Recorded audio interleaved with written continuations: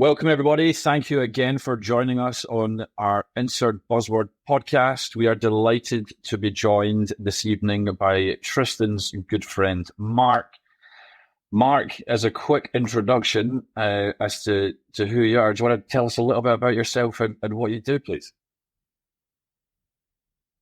Yeah, I'm Mark, a Welshman now living up in Scotland. Previous life, I used to be a IT consultant, but now I run a food and drink business called Summer Harvest, and we produce cold pressed rapeseed oil along with some dressings, which we sell throughout the UK to both food service and to retail outlets. Amazing. So quite the career change going from IT to farming. Exactly. That's one thing. My course to where I am today has not been traditional or straight line, if you like. It's far from a planned route. Amazing. And maybe can we take a couple of steps back as to how did you get into IT in the first place? I suspect it might have been a little while ago. It was a while ago. I think my first real introduction to IT was when I was about 11 years old. And Dad, he was always Dad was a first adopter. We were the first in our little town to get a microwave. We was the first to get a video recorder, but we didn't get a VHS. We got a Panasonic 2000 or something. So Dad was always a first adopter, and he bought me a ZX81. At that time, you had to cut the order form out of the paper magazine. Can't remember which it was. Send that away along with a check, and it would arrive. That was my first introduction to IT, and it just developed from there. It was something I enjoyed, but I don't think I ever saw it as a career choice. It was just something I enjoyed, and I started education, really, higher education was in electrical and electronic engineering. But that was after a failed attempt to study psychology.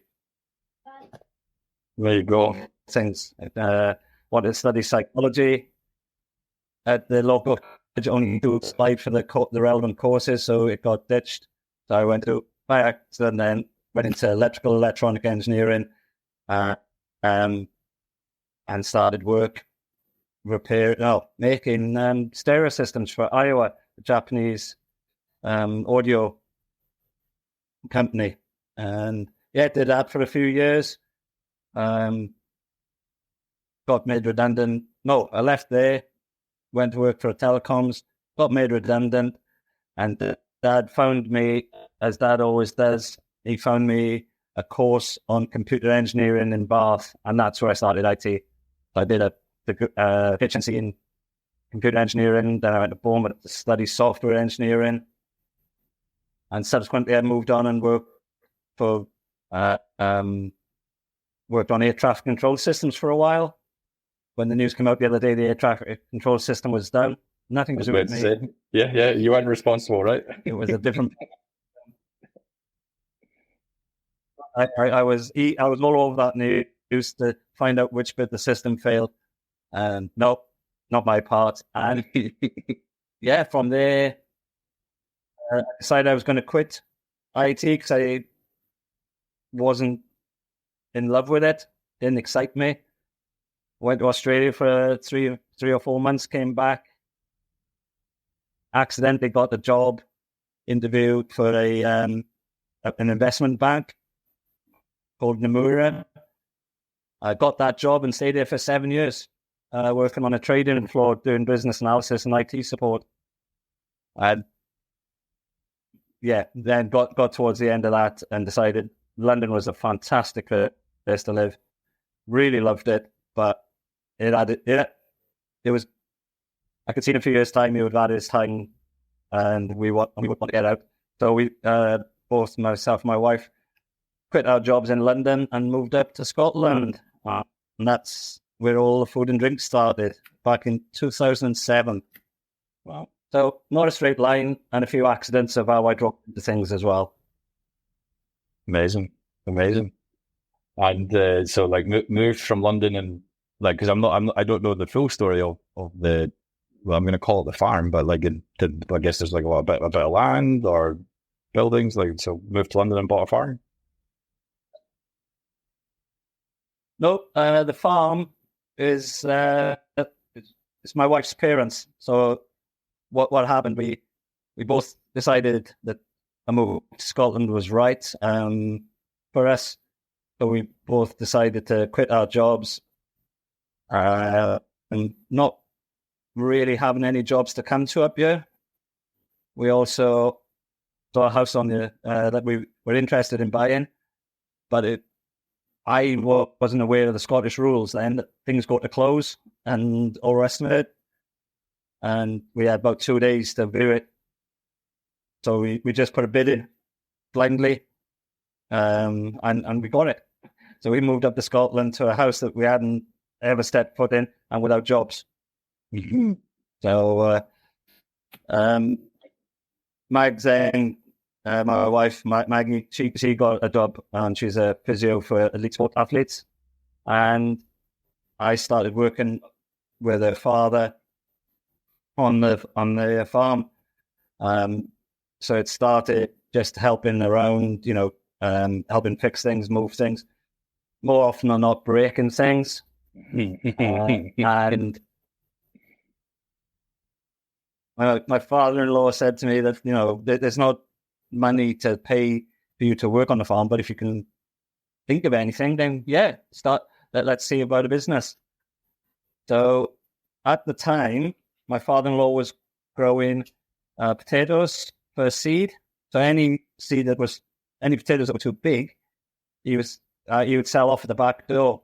So I said, well, why don't I take those and sell them to farm shops, go to farmers markets, go to restaurants, and see if I can start selling it. And I did, as a lot of people say they do when they get on the Dragon's Den, etc. I filled the back of the car and I hit the road and started selling.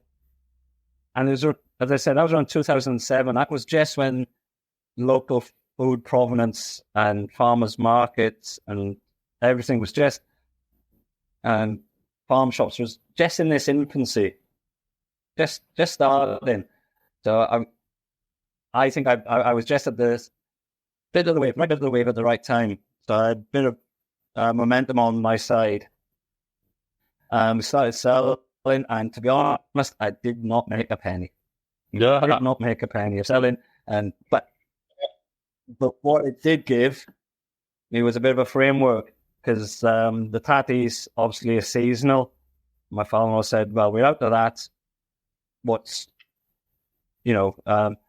next?"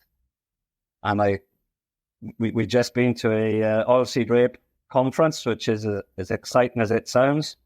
And I said, "Well, I see it all in time. I used to be a very keen cupper. Don't seem to have time to do it as much now. Why don't we try that?" And he said, "Yeah." So he gave me. I bought off him a ton of seed. I searched the internet and I found a gentleman called Alan Briss, who's still a very dear friend today. And I hired him as a contractor, sent him the seed. He pressed it all and bottled it all into the formats that I wanted. Sent it back up to Scotland. This was in March 2008. And I did exactly the same as I did with the potatoes. I loaded the van and I hit the roads and I went back to all the same farm shops and started selling them. And it hit such a success that we sold everything, I think, by the June. And there were still people asking for repeat orders. So I hope my story is true. I think it is. That I went back to Crieff Hydro and bought back off them some of the products they bought from me so I could continue selling. They put in a large order and they didn't really go through it as quickly. So, we sold it all, and I had to wait until August until the harvest came along before I could start producing again. And then in October 2008, we incorporated Summer Harvest, and we've been trading ever since. So 15 years trading, selling oil and salad dressing all around Scotland and the UK. That's incredible. Yeah, I have so many questions. I'm like, where do I start? So like my background, I studied architecture at university, but during the honours, masters and PhD, my focus was on agricultural development in developing countries. So I did a lot of work with subsistence farmers in Senegal, looking at trying to like increase agricultural production and yields, high value cash crops, and also livestock production. But then also like more recently have also loaded up the back of the car and got into various markets to try and sell my wares. So there's a lot that I can relate to in your story. I guess the first question I'd be keen to ask is taking that step to like, I need to go and actually sell my product. I need to go and try and sell to farm shops. How was that experience? Trying to sell to farm shops what you had in the back of your car. I'll use the word naivety. I was quite excited. I had quite a lot of buzz from the farmers market. There was a lot of talk around the media about sourcing local produce. So I didn't feel like if I was much of a salesman. I just thought I was it was what was going on. So I didn't ever feel I was doing any sales pitches as such. I can remember I went to Globeburn Farm Shop just outside Perth, which at the time was in its infancy, was unrecognizable to what it's grown to these days. And I went in, and they knew me because they're very close farms. And they said, we will take some. Of course we will, Mark. We've had your potatoes, we've sold those. And then they said, hang on a minute. And they scribbled some names down. I said, what's that? They went, here's a list of 5 other farm shops I think you should go and talk to. Wow. I said, and this is where a bit of naivety came in. I went, surely they're competitors. No, they're 30 miles away, they're 20 miles away. People buying local produce, they'll have their own customers. So, and they gave me a list of farm shops that they had in S01. I went round, and to this day, I still think there's a lot of good community within the food and drink world within Scotland. And so, it's a big play. The contribution to the economy was at 15 billion or something. There's not many of us doing it. If you know 3 people in the food and drink in Scotland, you know the majority. Through various connections, you can get to lots of people, and there's a good, helpful community out there. I've had nothing but help virtually at every step. That's really encouraging to hear. I'll give another example. Yeah, and hopefully that's something I'm giving back as well. I try my best to give that back as well, and give it's pointless people learning the same thing as you already know. Let's just share that information. Let's learn it once and share it. Brilliant. Tristan, over to you. I have more, but I'm keen to let you speak. I know. I'm just sitting in awe and watching a kid at Christmas get excited over this. I've got so much to tell you, Mark. I guess for me, Mark, it'd be good to hear what your sort of biggest learning in that experience was. What and is there a particular story or experience you could share to kind of illustrate or go along with that learning? Oh, the biggest learning. I know, hard-hitting questions here. I think you've got to know your business. When you're starting up, it's knowing a lot about the product and being able to communicate that. And I'll give an example. I ultimately wanted to sell the food service. I thought the way forward would be that I could sell the food service, and then chefs would talk about it in their restaurants, and then it would go to retail. It didn't work like that. Chefs, they change, they say on average, they change an ingredient twice in their lifetime. So I soon learned that retail had to come first, get the business going, and chefs would come along. And where that happened, and the big learning for me was I got to know the late Andrew Ferry very well. And Andrew was an immense support to lots of businesses, including myself. But he had a little bit of a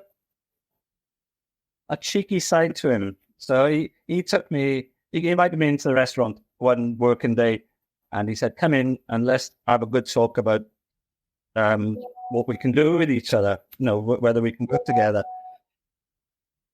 So in I went, and we was having coffee, just in the kitchen, everything mise en place was going all around us. There was a nice buzz. And we were talking rubbish. We were talking football, we were talking rugby, we were talking anything. And then, whoomp, he side hit me. He went, right, Mark, I've got 3 aisles in front of me, 3 different aisles. One of them's yours. Which one's the best and why? Now, this was coming from I thought it was an unfriendly conversation. And boom. I answered him, went through, because I knew my product. I was able to tell him about the farm. I was able to tell him about the process. I was able to tell him how I used it. I was able to tell him in the business side as well of how it could fit into it. And he was, yes, enough of that chat. We're going to take it anyway. Want another coffee? It's being able to know your product and speak confidently without being scripted. So that proved to me that day that you can have all the scripts. You see them going in Dragon's Den, and they got the scripts. Different how that's the best way you're going to sell your product. You know it. You know your business, whether you're an accountancy firm or you're a food producer. If you know your business and what you can give somebody, yeah, it's going to come through. Nice. I apologize to PowerPoint and Microsoft for saying, don't worry about those presentations. They get seen through very quickly. Yeah, just be true. Yeah. I think it's useful advice. I mean, the number of, let's not speak ill of people who have supported us, but the number of incubators that I've been through where it's like the 1 minute pitch, and it needs to be scripted and written down and known off by heart. It doesn't really, it's hard to make it seem personal and spontaneous and on the spot when it is so well rehearsed. All right. Interesting. So when you're speaking to the chefs, because so one of the company that Tristan has been helping me work with is a mushroom farm based in Falkirk doing gourmet mushrooms, and we think that there is a route to market in through the chefs. How would you approach a chef to try and sell your product? I got a lot of my good leads, and I got introduced to chefs, was at fairs, events, BUC Good Food Show, Country Living, farmers markets, where chefs were doing demonstrations. That seems to be the easiest route in, because if you're able to try and supply, then a lot of these routes are being clamped down on now, because we were running free and easy from about 2008 until about 2014.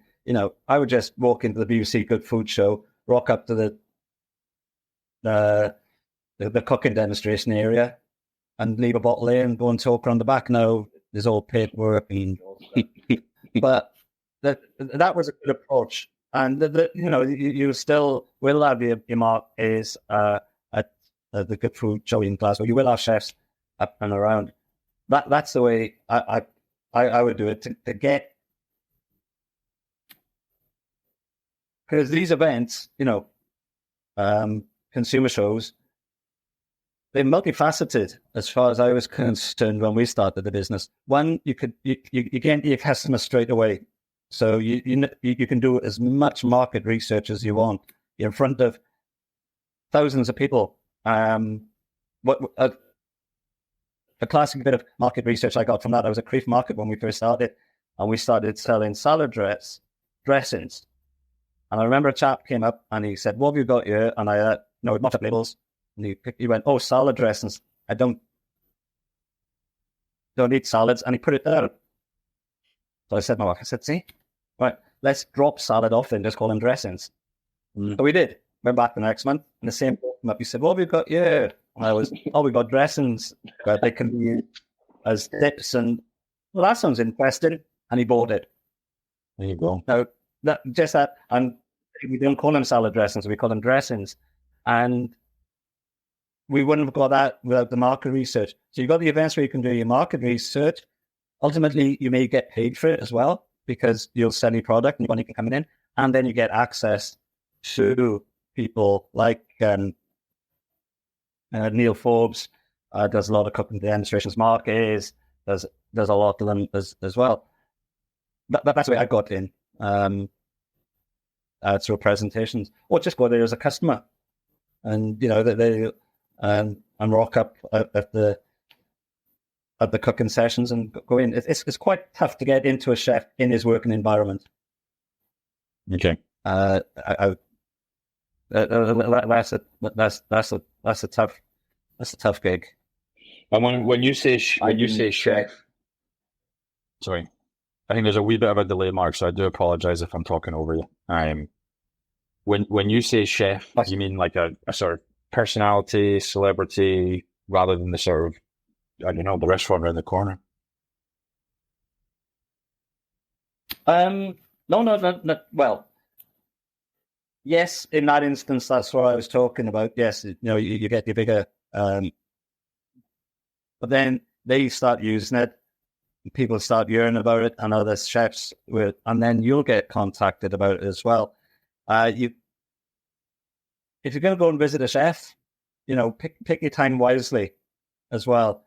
Avoid lunchtime, avoid dinner time as well. And a lot of the time, you may just have to drop something off and run, and pull back, because they're notorious difficult. A good chef who helped me a lot of the way was Graham Pallister, who used to own 63 Tay Street in Perth. Now, I met him at the farmers market. Got it. And that was my introduction to him. He then put me in contact with a wholesaler, who I'm still dealing with today. So, doing local events, as well. It doesn't have to be, your top celebrity chefs, if you like. Picking events like farmers markets, you can get in. I would say if chefs used to visit farmers markets. I say used to. I can't quantify that anymore, because we stopped doing farmers markets around lockdown because we had a young family as well. So, but they will come to there. I would say, if you've got a product such as mushrooms, look at going to Bowhouse, which is the big market at Fifeway. I know Christopher Trotter, who's a well-renowned Scottish chef. He'll have a stall there, and you'll get him from in there. These events, chefs will turn up as well, and it's just getting out there, because it is hard to interrupt the chef at his work. No, again, that I'm familiar with. My student job was I was a commis KP, then commis chef, and I was a fine dining restaurant. We made like all of our own mayonnaise, ice cream. Nothing was bought in pre-made. I know that when I was on shift, we were pretty busy the whole day. And anytime a supplier came in, they were let's just say they were very quickly dealt with. There wasn't much time for chit chat.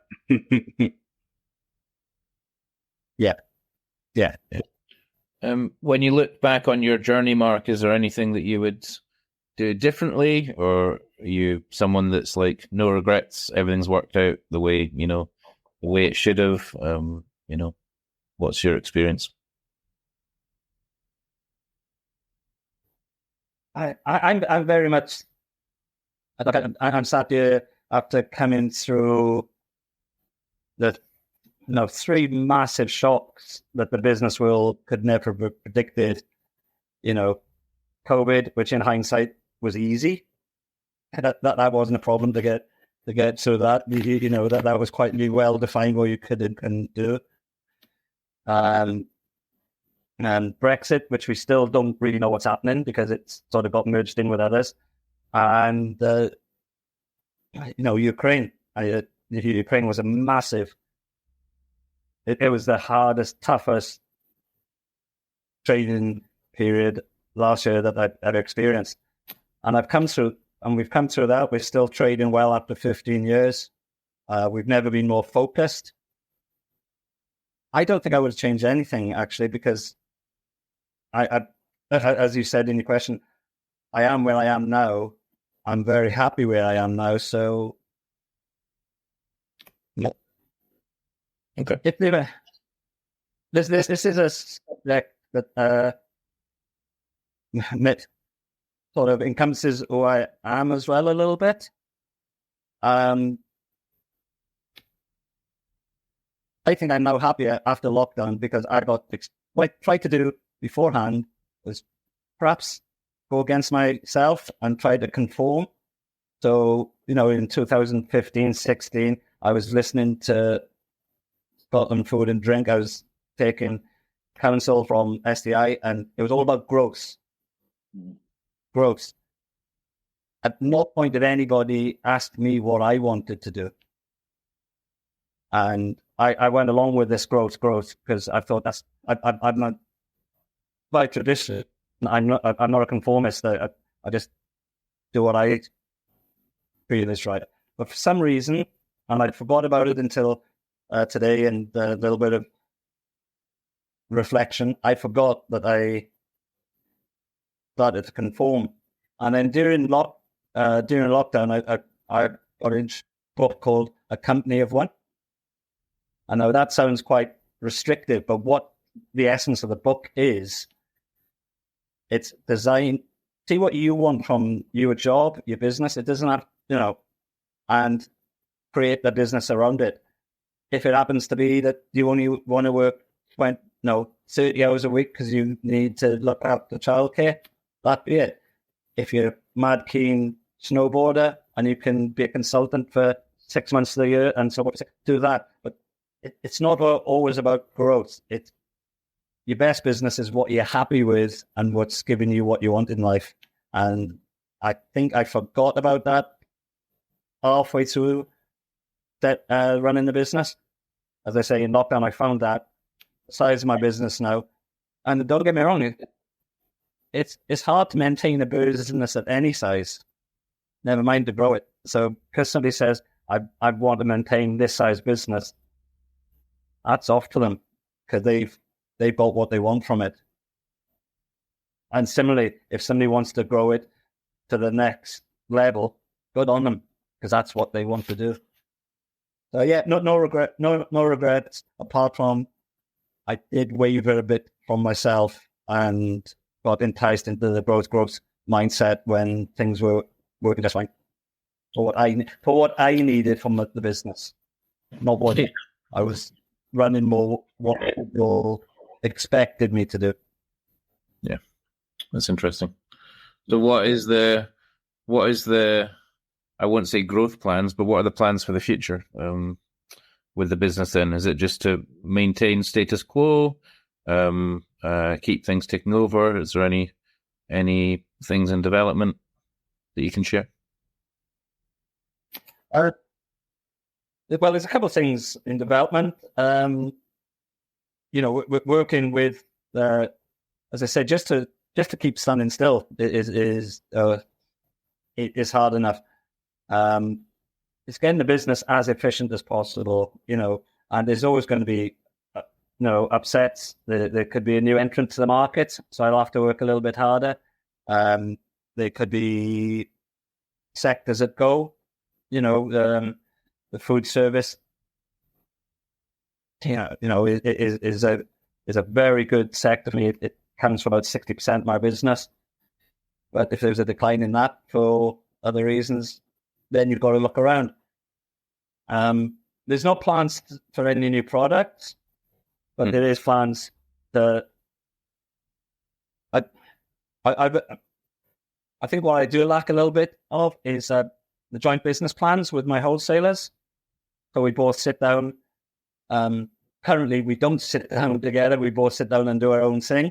I think there should be. I think I should be a bit more proactive, doing some joint business plans, so that it makes planning a little simpler. And we both know where we're going. So I think that's one thing I need to bring more to the front within summer harvest. And as Tristan knows, I haven't alluded to it, but I did start another business during lockdown, which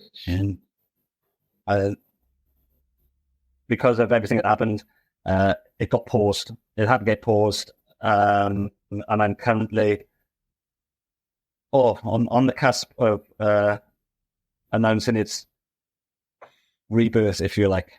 So there's another business, potentially to come back to life. A world exclusive. Podcast. We've got it here first. We'll get you back on when you've announced it. Can I ask you what's that? The industry that I'm looking at is, and I think Tristan will agree with this because he's dabbled a bit. It's a very slow-moving industry. Yeah, people take time to reply to their emails. They like time to. I don't know what they like time to do, but they don't. It's not a fast-moving sector. Watch this.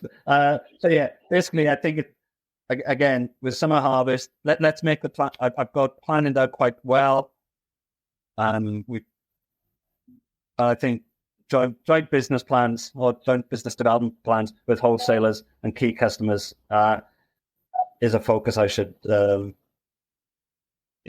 work on within the next couple of months. Going into April of next year, when a lot of the farm shops kick off and start reintroducing stock for the year, and when retailers really look at their menus for the year as well.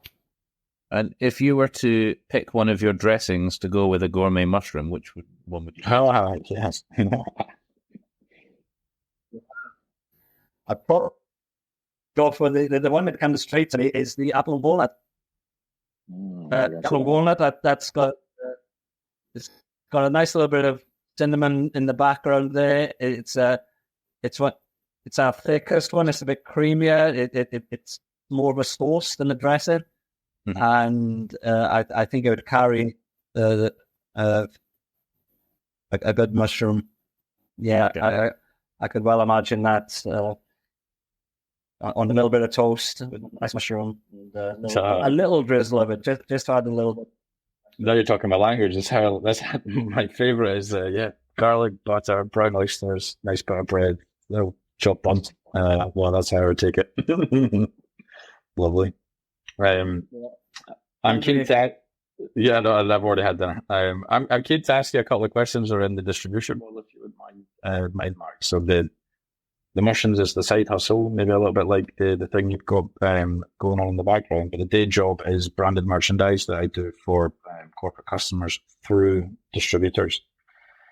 Now, creating those joint business plans, like how do you get the other side to get on board and back what you're doing? Like, is it purely about the numbers, about the opportunity? And I guess the second sort of half to that question would be, how do you deal with the frustration of the other side owning the customer relationship?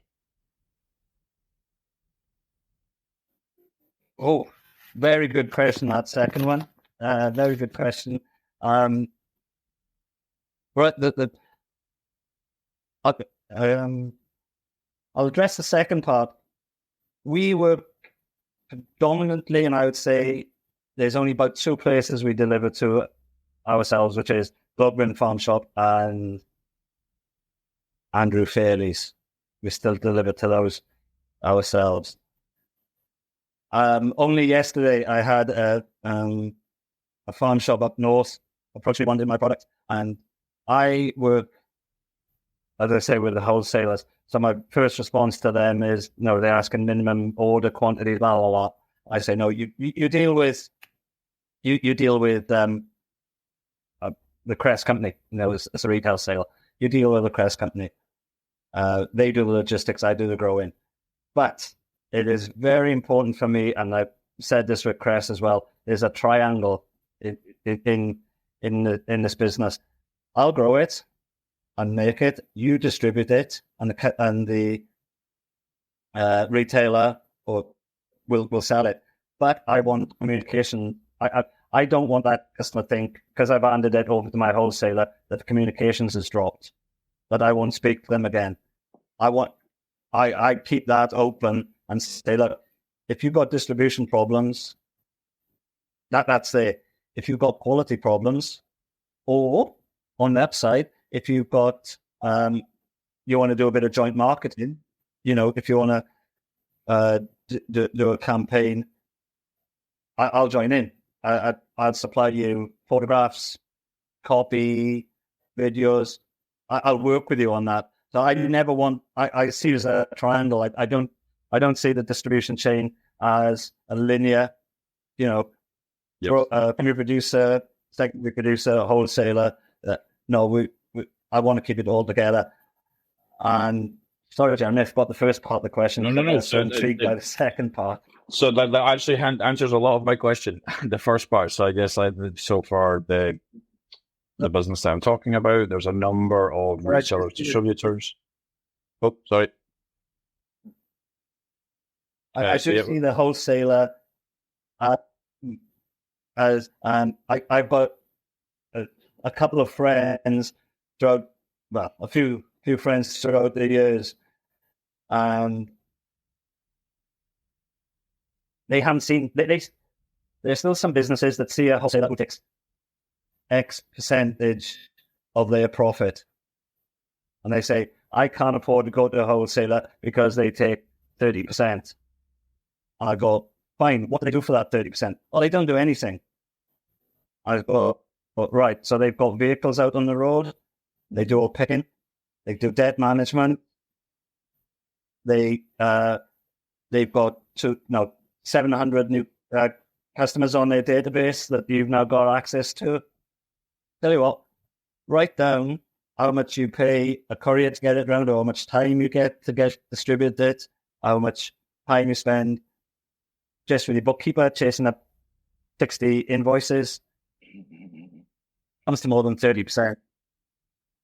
I agree. So that, as far as I'm concerned, my wholesaler is part of my business. He's my distribution.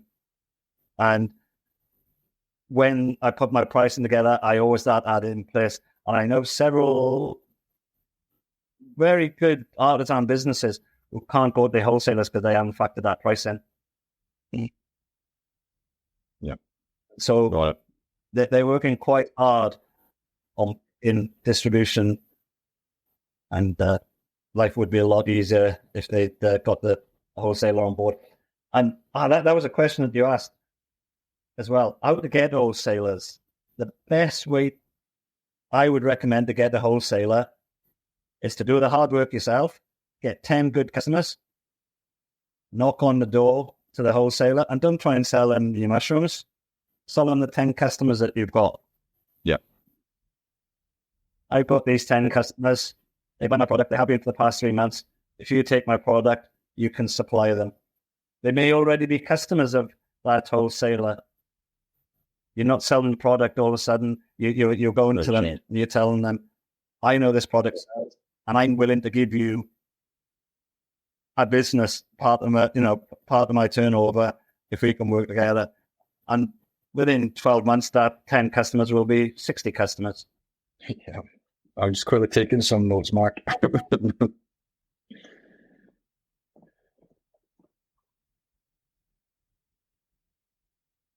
Yeah, class. That makes a lot of sense. It helps to reframe it. I guess over the last the other business where we do the branded merchandise, there are a number of distributors and resellers that we're working with, and it's perhaps just sort of reframing in my mind, what do they actually do with us, rather than for us? Yeah, powerful stuff. Powerful stuff. I'm looking forward to next year, Q1 next year. Bring it on. Tristan, any questions? Lots of questions. I guess, I'm trying to temper my questions so that they're not too deep and don't blow you off your chair. But what would you say? Sorry, let me reframe this. I'm always interested, having run a couple of businesses, started a couple of businesses, and been involved in various other activities. The kind of merging of personal business, not so much work-life balance, but the merging of competing priorities. And it would be good to hear your experience, especially the kind of the unique nature of what you do. Hear how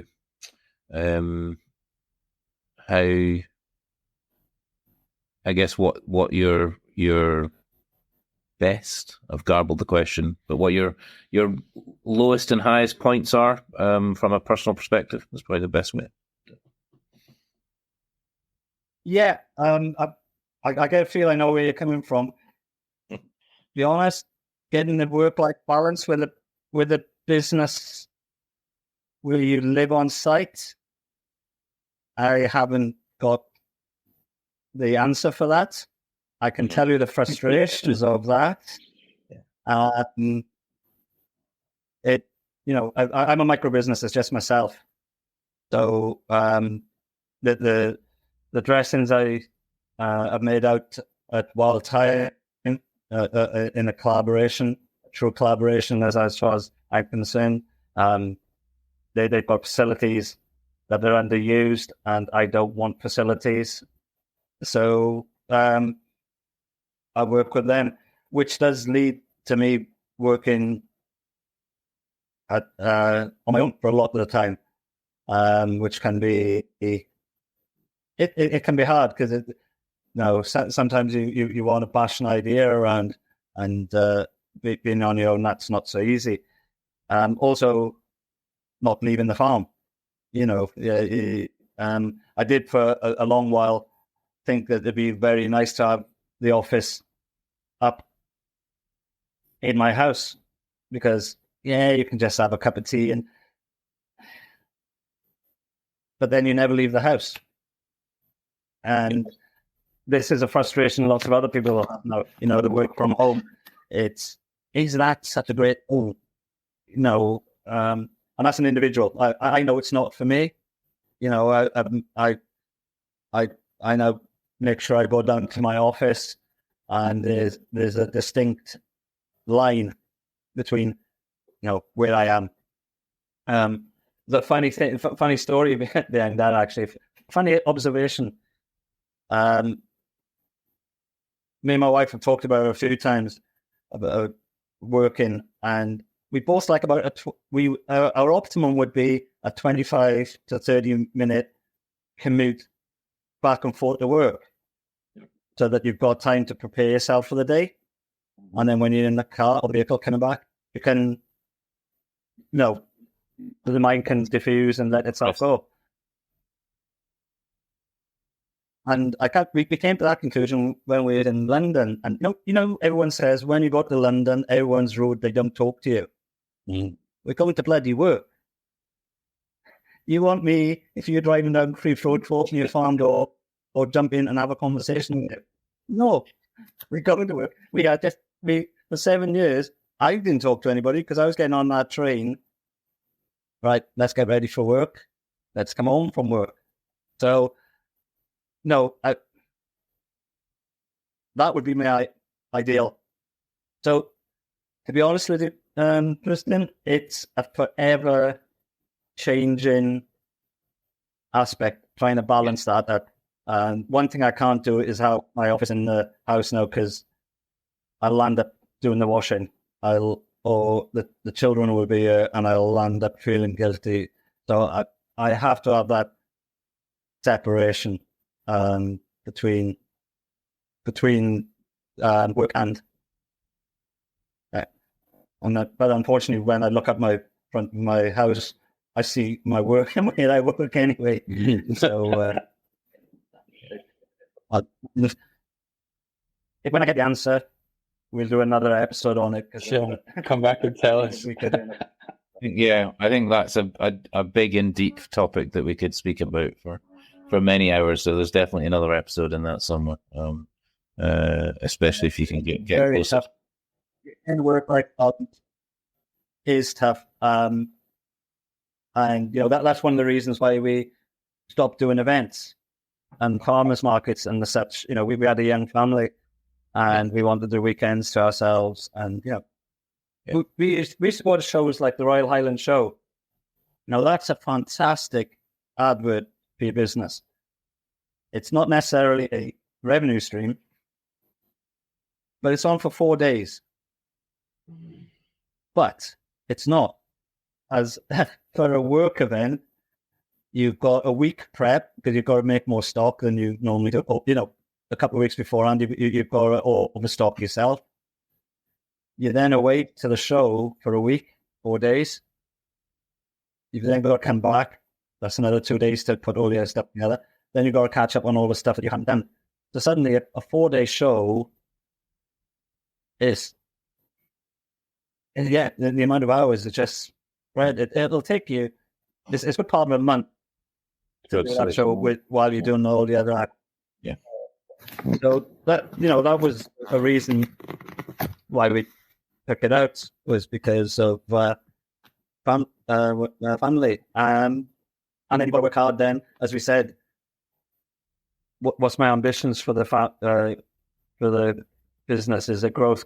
Well, no, we took out the events, but we had to plug that revenue with trying to get more retail sales and more, food service sales, through our wholesalers. And that's a bit of work that we started doing the joint business plans, but it fell off. I need to get back to it.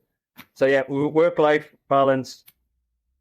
One thing I need is separation of buildings. Yeah. Okay. And who is your inspiration, or do you have a specific inspiration? Do you have multiple inspirations that kind of either from early life or from business that inspire you and motivate you? There's when I was young, I remember I sat on the floor in front of the telly, and a certain Richard Branson came on TV, and I told my dad I wanted to be an entrepreneur. And I didn't even know what that word meant. I just blow, just larger than life. I remember why. Just a very amenable figure, you just. And I just thought, I want to do what you were doing. But that didn't really last. That didn't last. That's just a memory I had. I was when I was about 11, my first introduction to the word entrepreneur. But people who inspired me, my dad always inspired me. I know that's a cliche, but, he was a miner. They got closed down. But he never gave up. He started he started his own business. He helped my mum start her own business. My grandmother my grandmother, let me tell you that story, right? My grandmother used to have a sweet shop, right? Mm-hmm. She gave it up in 1971 when I was 1 year old because she couldn't understand decimalization. Oh, no. She couldn't understand that it was 100 pence in one. She wanted her farthings and all that garbage. So at the age of 1, my grandmother gave up a sweet shop. Got it. That's like a whole childhood's worth of memories. There's always been businesses, but since I've moved up here and around the food world, I have got, I would say, 3 people I look up to in the food and drink world. And have really inspired me a lot. One, and happy birthday today. It's her birthday. She's a good friend as well. Shirley Spear. who used to run the Three Chimneys on Sky. But what she did with what she took on there, taking on what was effectively a tea room in the middle of nowhere with no suppliers, nothing, and elevating it to what was graded one of the 3 best restaurants in the world, not to attend, not necessarily Michelin star, even though it did eventually get one, but just what she created in such a scarcely populated and just very inspirational, just the sheer determination, just for the love of food, absolutely inspirational. And another pair that I'm constantly in awe of is the Lewis brothers, Tom and Dick Lewis out at Monaco, more 84, more bread, more fish, more, what they do. I can remember being at the Moore event, the Moore Festival, and I was chatting along with Tom, and I said, how you do this? I said, you've got so many different businesses going on. He says, every time we do something, the first line of any business plan is, if it stops being fun, it stops. And they won't do a business unless it's fun. And you see what they've done. Go down Monaco Moor, go down Balquidder, down to where Monaco Moor is, and they put on a festival for 3,000 or 5,000 people, a single access road. They have to get a helicopter, the search and rescue to be based there in case anything else. They have so many obstacles to overcome, and they put on a fantastic event. And the best thing is, they are just down to earth blokes, but just with a can-do attitude. So yeah, they're the 3 people I really look up to: Tom, Dick, and Shirley. Yeah. I've got one for you, Mark. If you were to give any advice to a young person or someone looking to start in your field, what would that advice be? And Jeremy's not talking in the third person. He's not referencing himself. It'd be the same advice I'd give to somebody who wanted to go to college. This is where my non-conformity comes in. I wanted to do psychology because I didn't like my headmaster, because he wouldn't let me do the school run with a broken leg.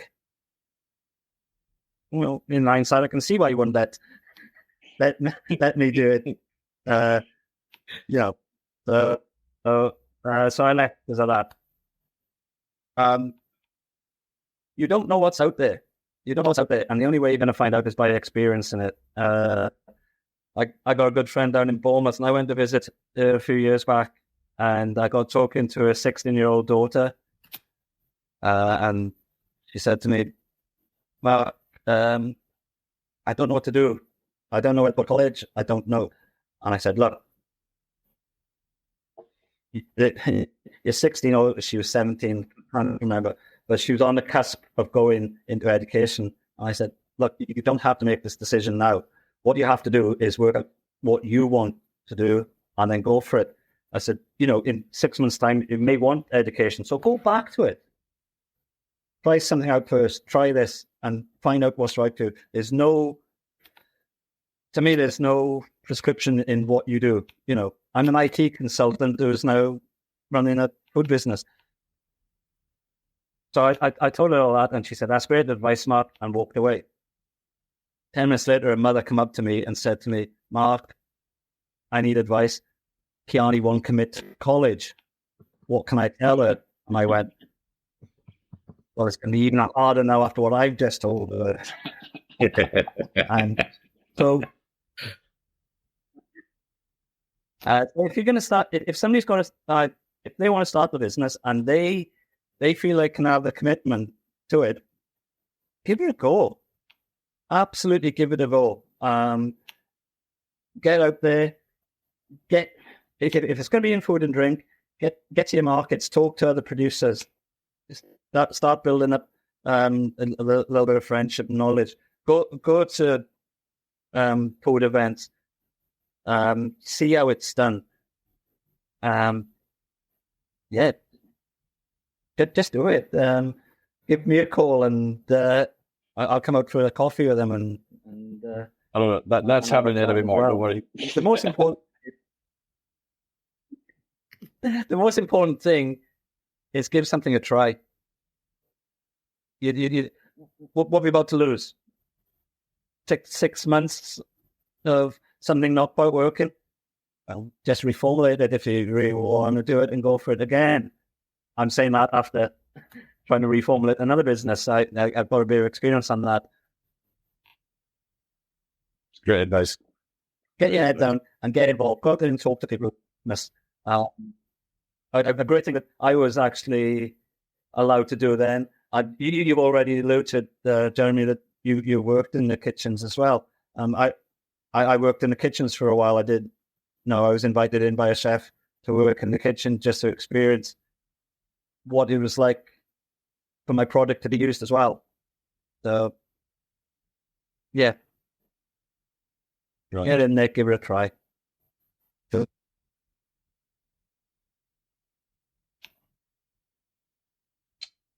At this point, we're probably getting quite close to the hour mark, Tristan. Yes. So as a sort of parting 2 cents, Mark, the name of the podcast, Insert Buzzwords. Is there any buzzwords or phrases from your time in business that you're particularly fond of or that you might avoid using? The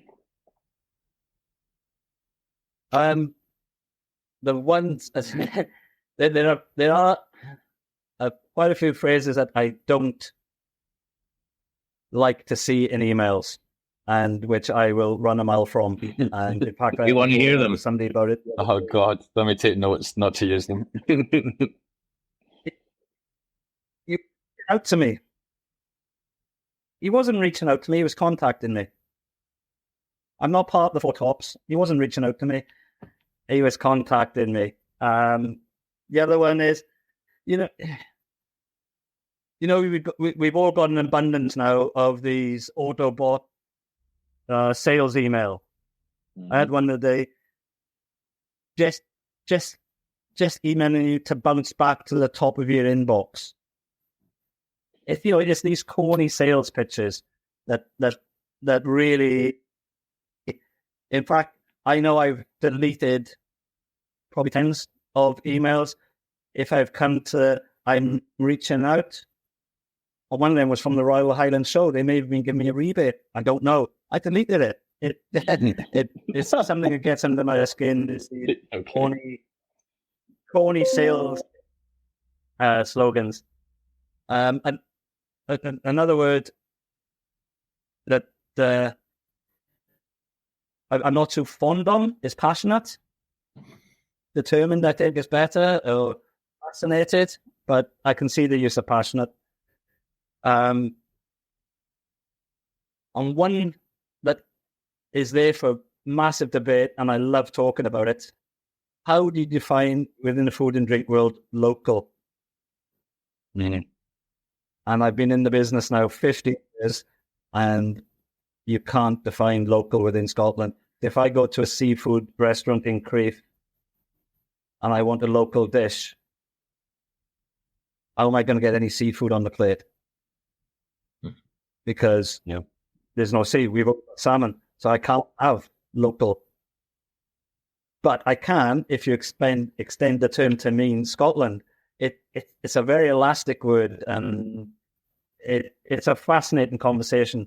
I can remember having a conversation with somebody who was on the East Coast, but he bought his langoustines from the West Coast, or scallops from the West. It was a shellfish, and somebody criticised him for it. Said, "Why aren't you buying local?" He said, "Because they dredged this side and they hand dived the other side." So I'm gonna go for the hand dived scallops, not the ones. It's fascinating. So if somebody said, what word Buzzword gets me going, it's local, because I want to know what it means. Because I still don't know. There's not 100% definite. So that's a fantastic word, local. Love it. And with that said, Mark, if people want to come and check out your stuff, where's the best place for them to find you, please? Well, my business website is summerharvestoils.co.uk, or my favorite platform for communicating is LinkedIn. I can be found under the bush. Jeremy's looking for you right now as we speak. I can hear the keyboard. Yeah, I'll get the LinkedIn Gold account fired up just now. Communications. I'm not going to. It's one of those collaborative places. I'll contact you and I'll reach out to you. Hey, stop that. Nice one.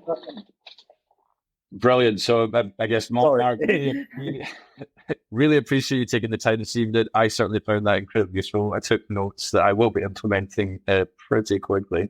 I guess, Tristan, appreciate you helping with the Q&A this evening, introing us all to Mark. And stay tuned for the next episodes. I'm sure it's all going to be linked up in the socials. Links will be down below. And we'll see everyone in the next one. Thanks very much. Thank you.